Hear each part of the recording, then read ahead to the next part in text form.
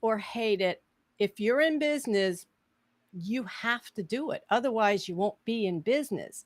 Have you been learning a lot of techniques and processes? And you're saying, but I'm doing everything I was told, and things still aren't happening for you. You're still not making those sales.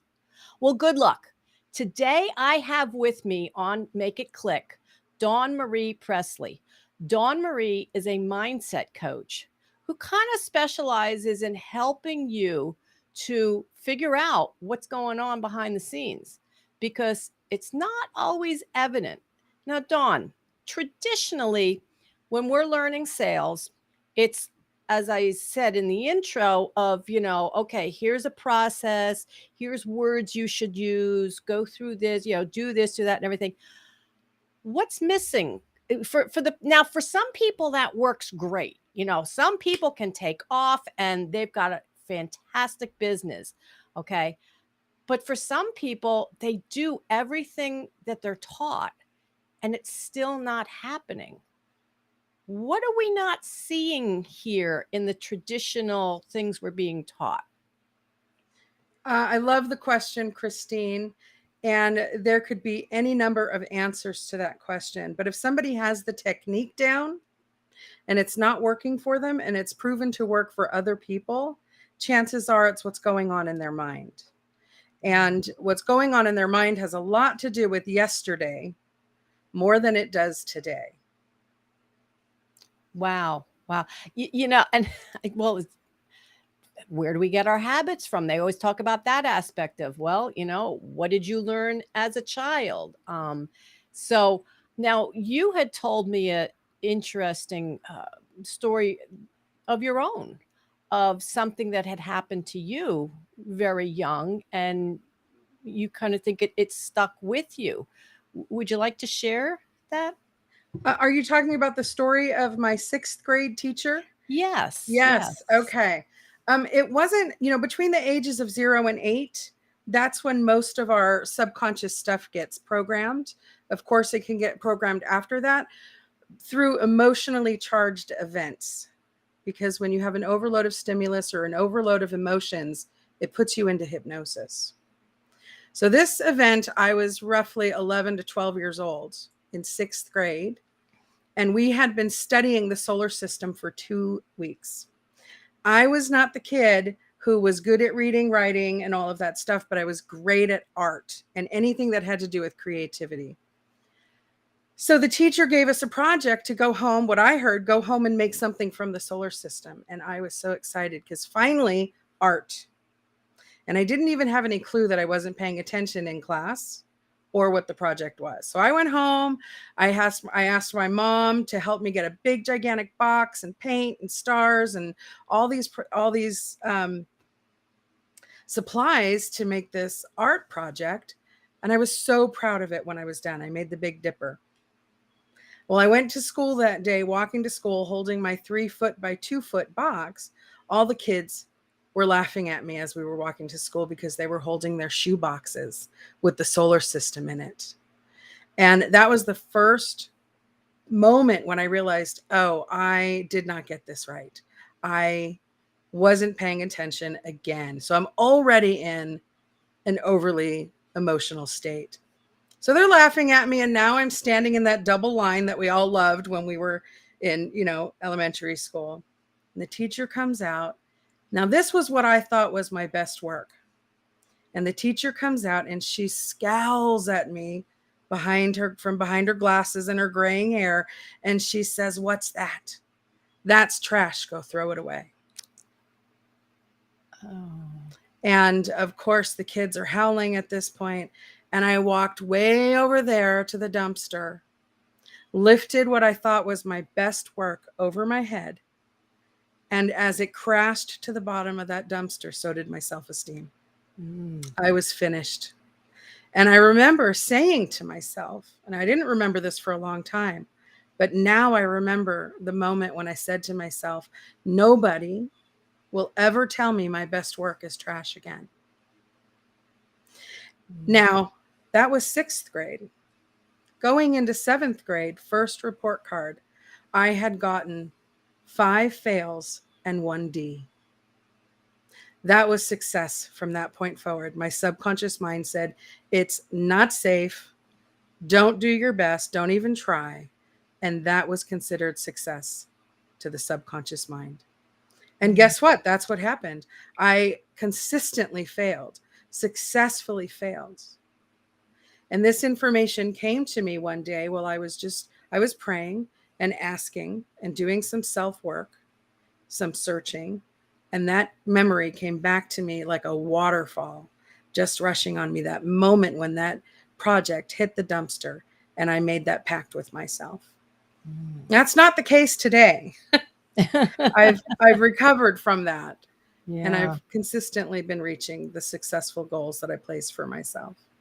Well, yeah, and out of that, I love the statement that you shared with me earlier is asking people, is failure, we can say at sales, success to your subconscious mind?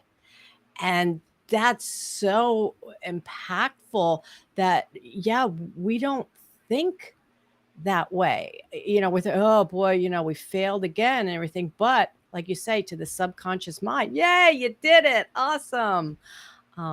That's, yeah, amazing. Now, so you're a mindset coach, and there's many different methods for mindset. There's the dream boards, the journaling, um, all these different things that help you create a different mindset.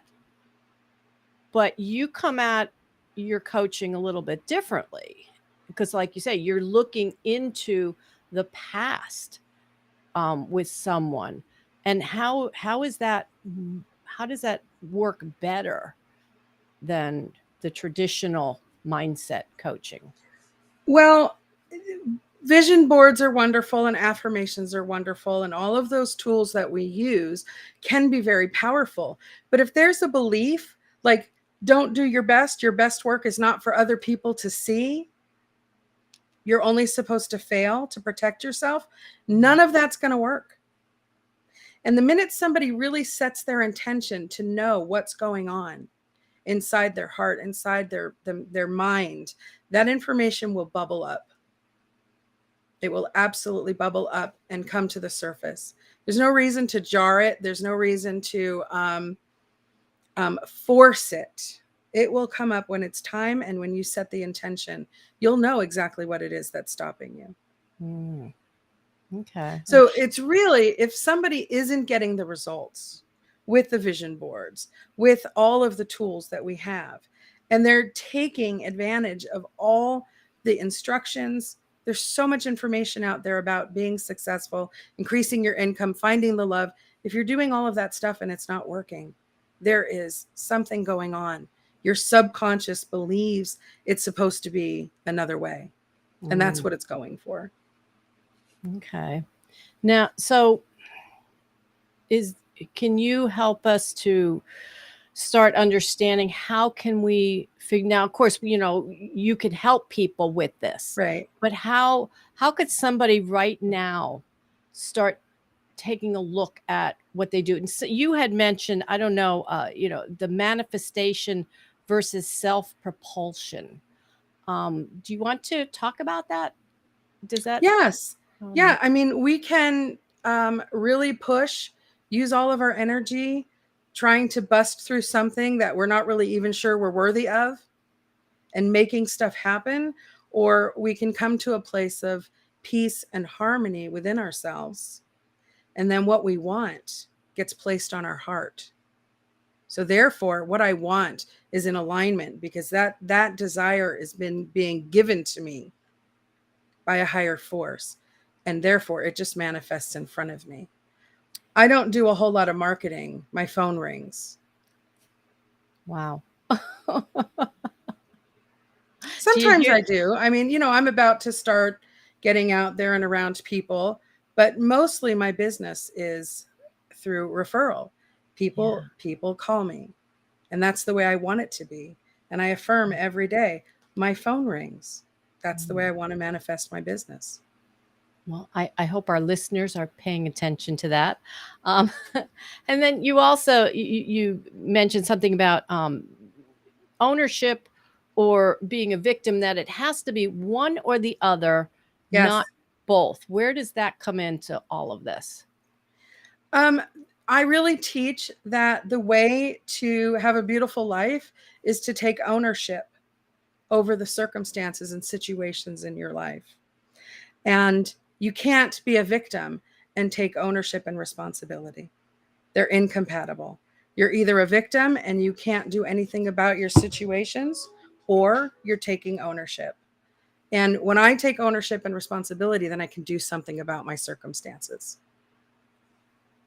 So Oh, I really help people look at all the ways that they're telling themselves, somebody did this to me, I can't, because, um, whatever victimized, however they're feeling victimized by circumstances and people, and turn that around to empower themselves. right. So it's, if you hear somebody that's constantly having excuses then for why they are where they are, that's what you're Yes. talking about there. Yeah. Yeah. And it can even be more subtle. It can be just this idea that, like, oh, the teacher told me my work was trash and now I can't do anything. I'm just going to, put out shoddy work for the rest of my life and be a failure. I don't Mm, even know that that's going on, but I'm playing that out. I am being a victim of that situation in the past. yeah. So it's not always something that's conscious. It's often um, mingled in this world of stories that we've created for ourselves. You asked me a question earlier, which is, how do we know? How can we know that there is this idea in the subconscious mind? If you want to know what your subconscious mind believes, look at what you have. What are you experiencing? How much money do you have? Who are you dating? What are your friends like? What is your home life like? Whatever you've got going on, that's exactly what the subconscious believes you're supposed to have. Mm. This is so helpful. I know for years I was just learning business stuff. It was, well, I just have to learn the business stuff. Just teach me that. And it was a couple of years ago that I even realized just professional development, those other aspects of who I am, and started delving into that. And that has changed things tremendously. But yes, figuring out, like, well, why do I think this way? It really changes how you live your life. Yes. And it's not just about making the sale or not. It's everything in your life. So yeah, this is very, very important. And I don't, well, I'm sure you'll agree that it doesn't get enough publicity, and people aren't aware of these things, of how what's going on up here is affecting the outcome. You just think, oh, it's just I didn't do this right, or I didn't do that right. Um, it's goes deeper than that. Yeah. Yes. Yeah. Yeah. Almost always. Yeah. Yeah. So as you said, you don't even really have to do much promotion yourself. But what if one of our listeners wanted to get a hold of you, Dawnmarie? Where can they contact you? They can go to my website, dawnmariepresley.com. They can also go to Facebook, dawnmariepresley.com. Call me. I'm high touch. I want to talk to people. I'm available. Right.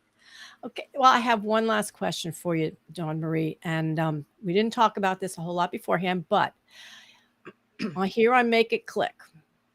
When you think to when you started your business to now, what comes to mind of that light bulb moment of that?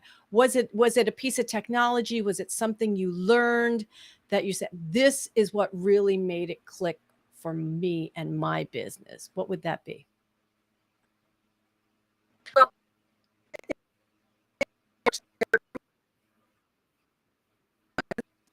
To do, and that was to invest myself in a big way.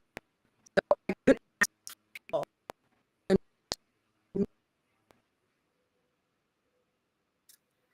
we have lost. Oh no, oh, she's back. Hold on. I'm here. Oh, there you What are. where Yes. did we lose off? Just start sharing again. That's okay. Oh, okay.